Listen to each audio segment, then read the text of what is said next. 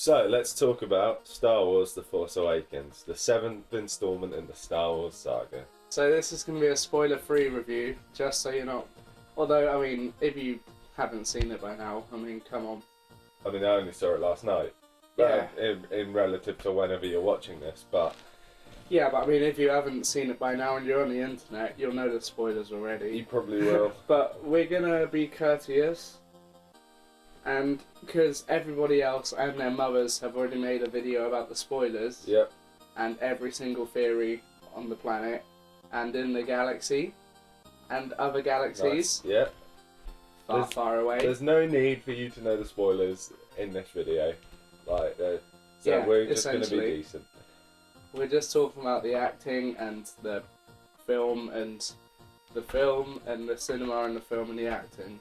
So, let's talk... Oh, well, no. Let's give our first impressions of the film, what we thought of it when we first came out. So I'll go first. I thought it was a fantastic film, on face value for what it was. It was, like, a really enjoyable film, and I feel like I could go and see it again, because the action scenes were really entertaining, the dialogue was really good, the comedy elements I really liked. And yeah, I definitely thought it was worth the wait. Probably not as good as the hype was surrounding it, but that was always going to be the case because Star Wars is such a big franchise. You go. Well, it was... okay. It was good. That was my thought and nothing more. It was better than the, what do you call them, the prequels, They're terrible. definitely. The CG was fantastic, and all of the scenery, because majority of it was, you know, real, and all of the costume and everything, it was all really well done. Obviously, super high value production, as you'd expect from Star Wars. It smashed Jurassic World, like I told you it would. Yeah, but that. You didn't think it would, but I kind of said that. controversy. The acting, I thought John Bonamassa, Boyega. John Boyega, he was alright. Daisy Ridley was alright. I wasn't totally convinced by them. I think you got to take into account this. Both Yeah, I their know. first time. And this is what I said before. Is in such a big, when they're in such a big film and it's going to be such a big trilogy for them, I accept that it's going to take a film or two for them to really get into their roles. See, I thought they held their own. I thought They held their own, but they didn't stun me with their acting. I thought Finn was a very interesting. Hang on, character. this is my segment. I have not finished. I am still speaking in my segment. Good. It felt like Star Wars, which is again more than I can say for the prequels.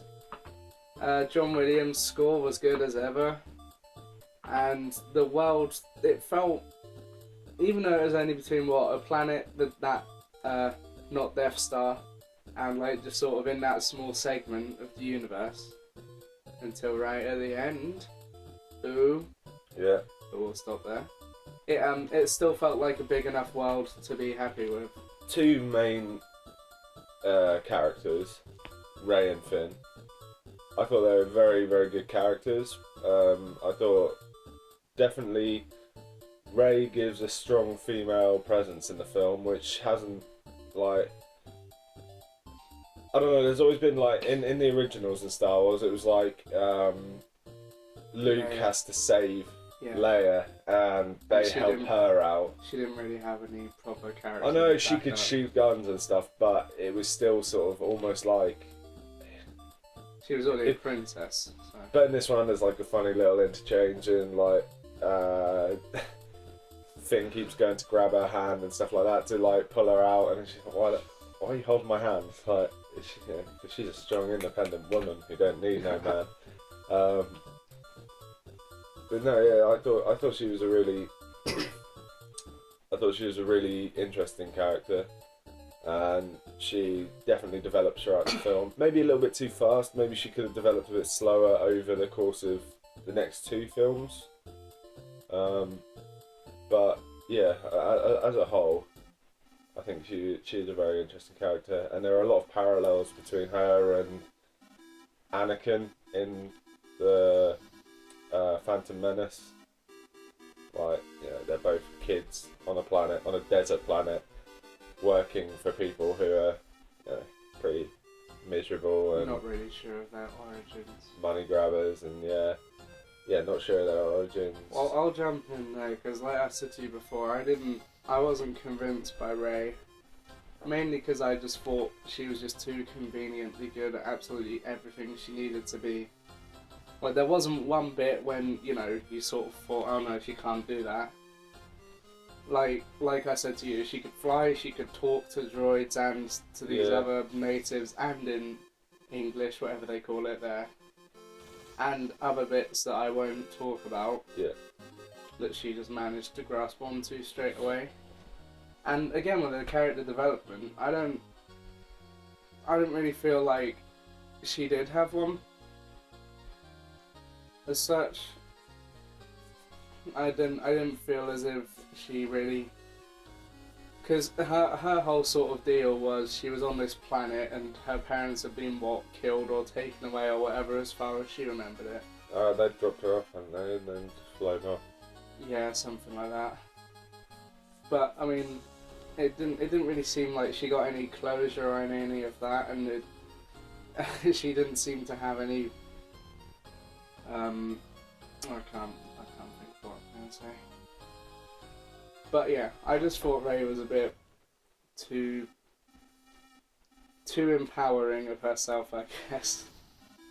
Because, like I said, she was just so good at everything. She had the odd quirk, but for the most part, she was just like already a born superhero. So I don't see where they can go from there with her getting training or anything. Was it a reskin? Like, was it just a rehash of the originals?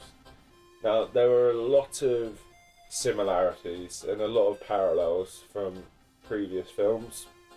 And at times it did feel as though it was just like, we've got this model that works, let's just do it again with a few different characters, a few different scenery backdrops.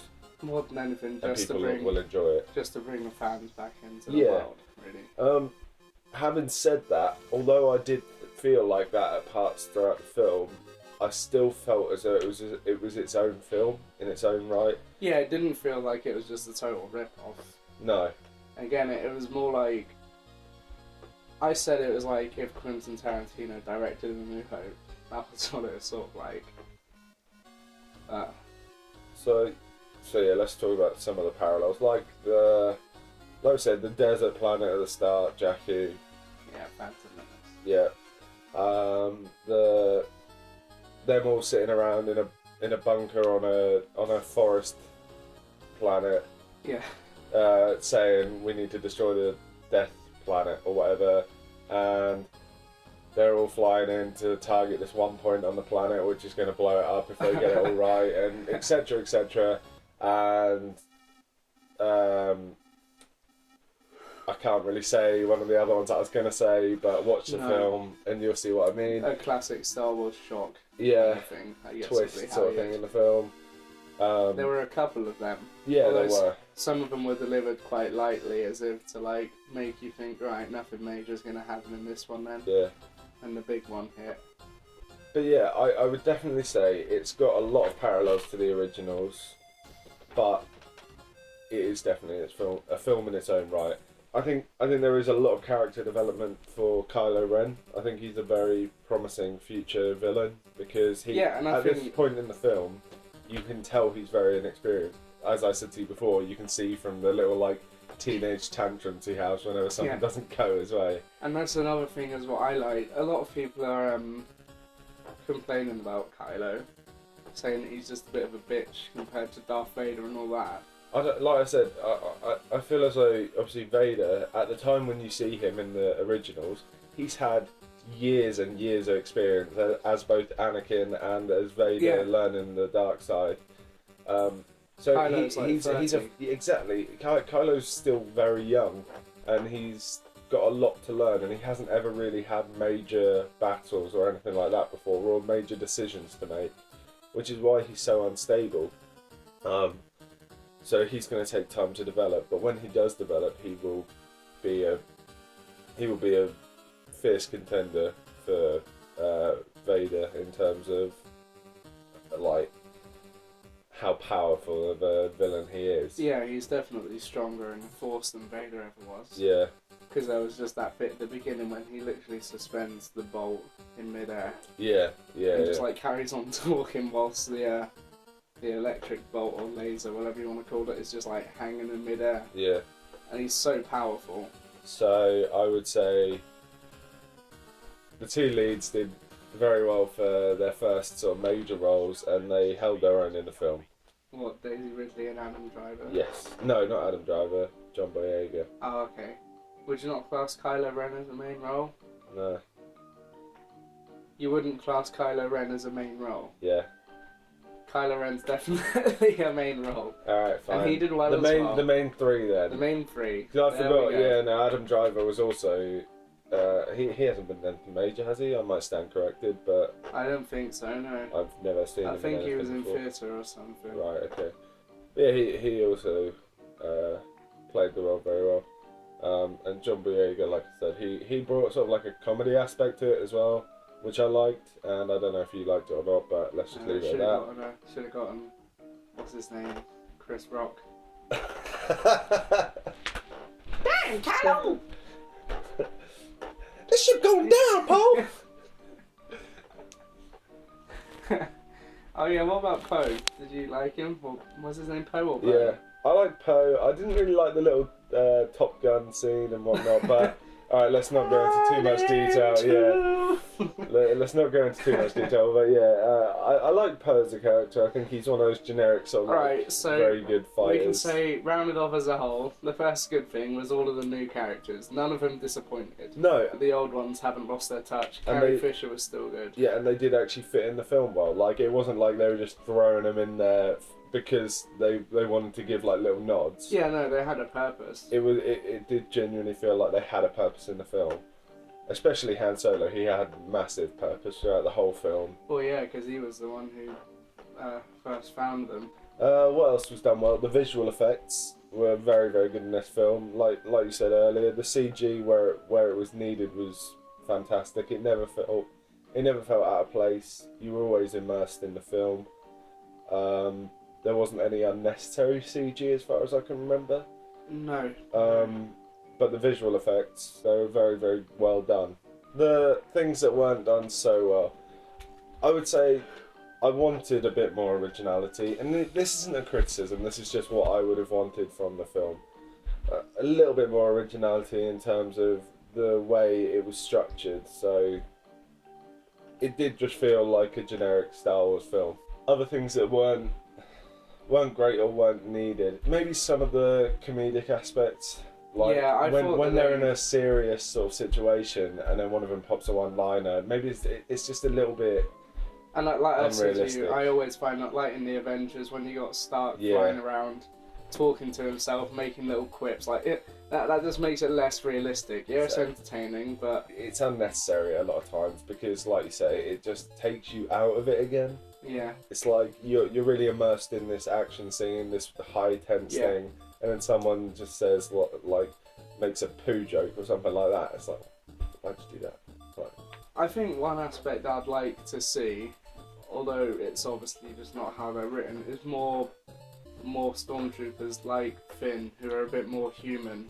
Yeah, I think the problem with that is, you know, the indoctrination they're taken from childhood. So it's like born to kill. Yeah, but yeah, I mean, he obviously had like pretty much a breakdown, didn't he? So like that's he did, didn't he? That's his sort of character. As a whole, this film was a very good film. I would give it 8 out of 10. Yeah, that's fair enough. Would you say the same then? Yeah. And I would definitely rewatch it.